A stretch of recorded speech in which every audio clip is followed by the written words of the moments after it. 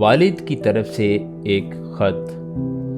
کچھ لوگ کہتے ہیں کہ پچھلے صحیفوں پر بھروسہ نہیں کرنا چاہیے، صرف تازہ ترین انکشافات پر یقین کرنا چاہیے، باقی سب جھوٹے ہیں۔ لیکن ہم ایک چھوٹی سی کہانی پر غور کریں گے۔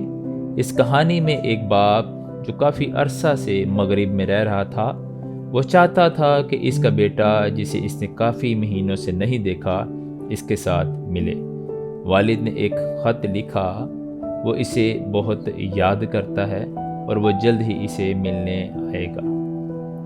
دروازے پر ڈاک والا گھنٹی بجاتا ہے اور والد کی طرف سے طویل انتظار کا خط آتا ہے۔ اس نے اسے کھولا اور پڑھا۔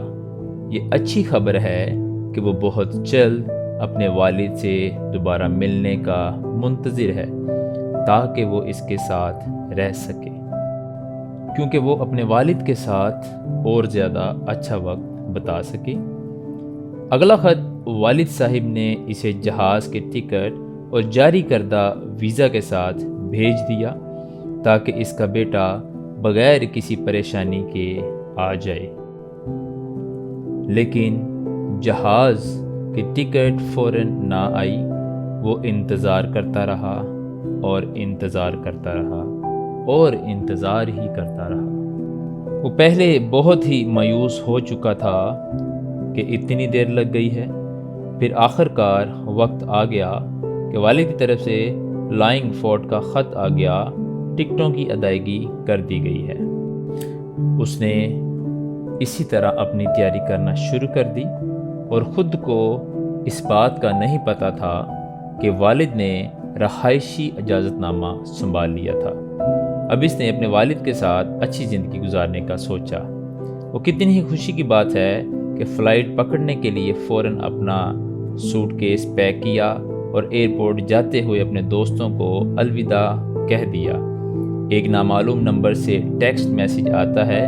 آپ کے والد نے یہ لکھتے ہوئے کہا ہے کہ یہ ٹکٹ جعلی ہے، آپ کا ویزا غلط ہے اور میرے پہلے خط میں غلطیاں ہیں۔ یہاں نئی ہدایات میں کالج کی ڈگری حاصل کرے جو بین الاقوامی سطح پر تسلیم شدہ ہو، مغرب میں اچھی نوکریاں تلاش کریں اور تب ہی آپ حاصل کر سکیں گے۔ کاغذات جتنی مشکل سے آپ آزمائیں گے اتنا ہی امکان ہے کہ آپ کا رہائشی اجازت نامہ منظور ہو جائے گا۔ لڑکا الجھن میں ہے۔